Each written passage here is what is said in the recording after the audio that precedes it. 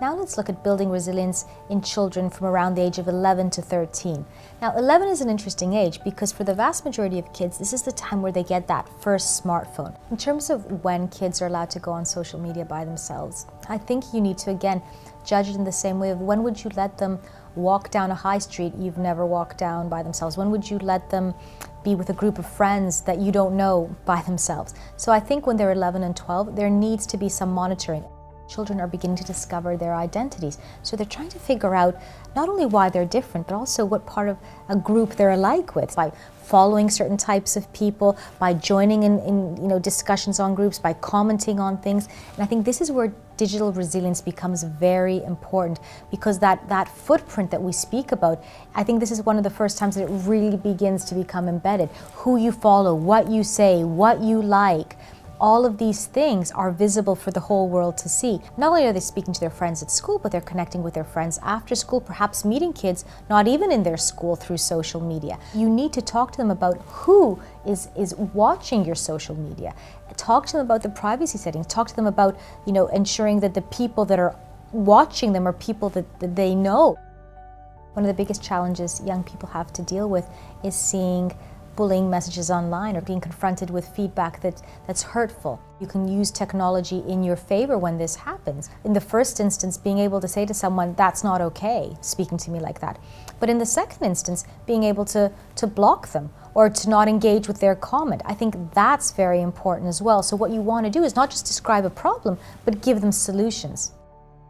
You need to take into account that your kids may be consuming content that actually isn't age appropriate. As a consequence, it's so important you speak to them about content and about the source of that content. For a lot of parents, this age is where they're very concerned about kids getting access to online porn.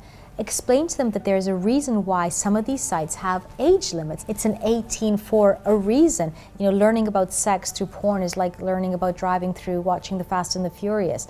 This isn't reality. They don't have the emotional maturity. They're not developmentally ready to see this. Always ensure that you tell them that if they do stumble on something that makes them feel unsafe or uncomfortable, or just that they have questions about, that you're there and able to speak about it with them. They need to stop, speak, and support. This is a code of conduct that the Duke of Cambridge spoke about recently, and I think while it seems very simple, it actually is a very powerful tool. If the minute you see something uncomfortable online, someone's saying something, someone's making you feel not okay, you stop. The second thing you do is you speak. Why do we say this? Because one of the problems that we know happens is that kids fear that their technology is going to be taken away, that people will see them in a different way, that they don't seek support. And that's when you have to ask them to speak. And finally, they need to seek support. There is support out there. You can support your child. Your child's school can support them. Use it as a mantra. Stop, speak, support. It's simple, but it's effective. So here are the things that you need to remember for this age group. Number one, have conversations with your child. Make sure they're consistent. Number two, discuss their digital footprint. Number three, remember the mantra, stop, speak, support. Number four, speak to them about the difference between making a mistake online and bullying. And finally, number five, remember, this is a big part of finding their own identity. So discuss identity online. Ultimately, it all feeds in to not only how they understand their online world, but actually how they see themselves within that world.